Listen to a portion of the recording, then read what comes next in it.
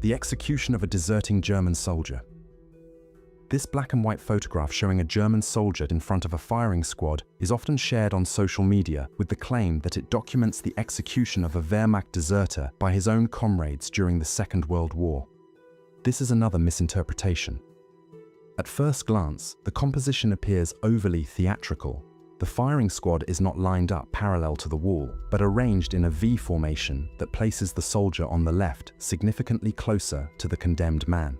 Furthermore, the distance between the rifleman and the wall is so small that in a real execution, there would have been a clear risk of ricocheting bullets.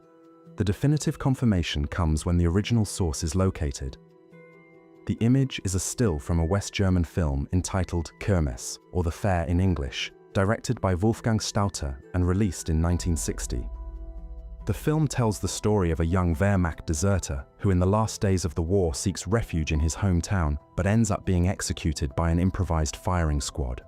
Years later, during the construction of a fair, his skeleton is discovered. The execution scene appears at exactly 11:47 minutes into the film and is part of a sequence designed to highlight the drama and arbitrariness of the executions in 1945.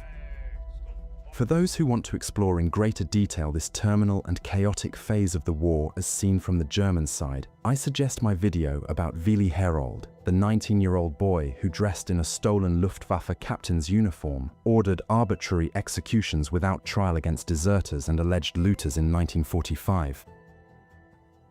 Returning to the subject, Kirmes was one of the first post-war German productions to openly address the issue of desertion and Nazi military tribunals.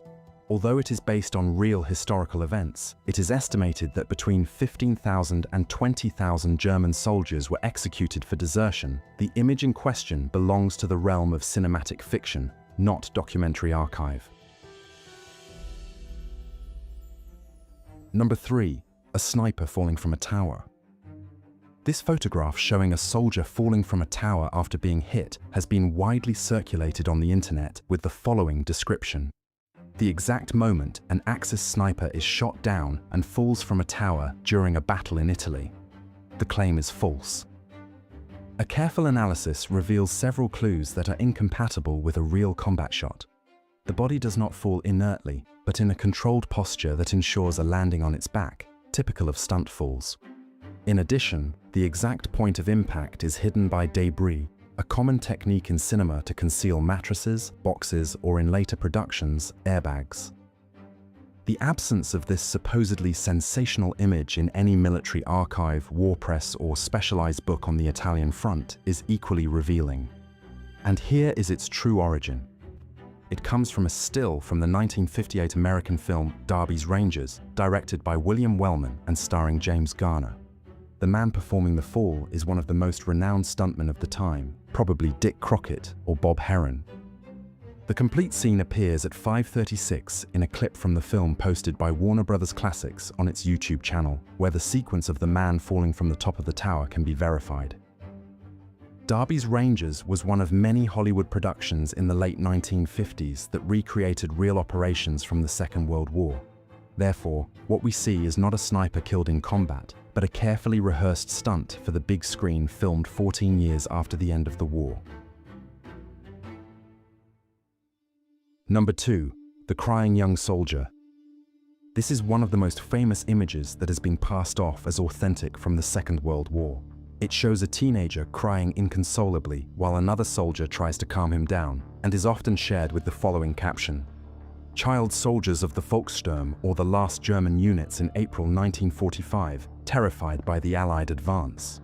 However, the photograph is not from any military archive or war correspondent. It is actually a still from the German film Die Brücke, directed by Bernhard Wicki and released in 1959.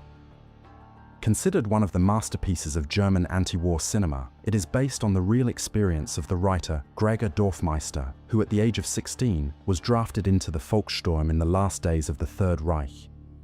The scene in which a young soldier completely breaks down, sobbing uncontrollably and wetting himself in terror while his comrades desperately try to hold him and calm him, comes near the end of the film.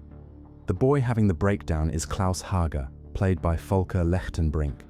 It forms part of the harrowing climax in which 7 16-year-old schoolboys from a small Bavarian town, hastily conscripted in the final days of the war, pointlessly defend a bridge of no strategic importance as American tanks roll towards them. Die Brücke was shot 14 years after the war ended, using teenage actors and an extraordinarily detailed reconstruction, which accounts for its almost unbearable realism. However, it is a cinematic recreation, so the famous image of the young soldier crying, as shocking and authentic as it may seem, is not a real document from 1945. Number 1. The BDM Girls Who Never Were. This photograph, which shows a group of young women wearing sports shirts emblazoned with the Third Reich's imperial eagle emblem while an instructor inspects them, is often shared as an authentic image of the Bund Deutscher Mädel, the League of German Girls, the female branch of the Nazi Party's youth movement. But the image and the original scene doesn't come from any official archive or contemporary press agency. It's actually a still from the 1958 German comedy drama Blitzmädels an die Front, directed by Werner Klingler. The film is a serious and unflinching war drama that recreates the mobilization of the female signals auxiliaries of the Luftwaffe, known as Blitzmädel, during the final months of the war. But how did this image come to be mistaken for an authentic Second World War photograph? Originally, the still appeared online bearing a discreet watermark with the film's title. Once that watermark was cropped away, the picture began circulating widely as what many believed to be a genuine 1940s document, and the confusion is hardly surprising. The film was shot just 13 years after the war ended, using uniforms and locations of remarkable historical accuracy, and was written by a man who had lived through the conflict himself. Yet, for all its fidelity, it remains a meticulously crafted cinematic reconstruction made in 1958, not an original photograph taken between 1939 and 1945. So when this image reappears on social media or in publications, you will know its true origin.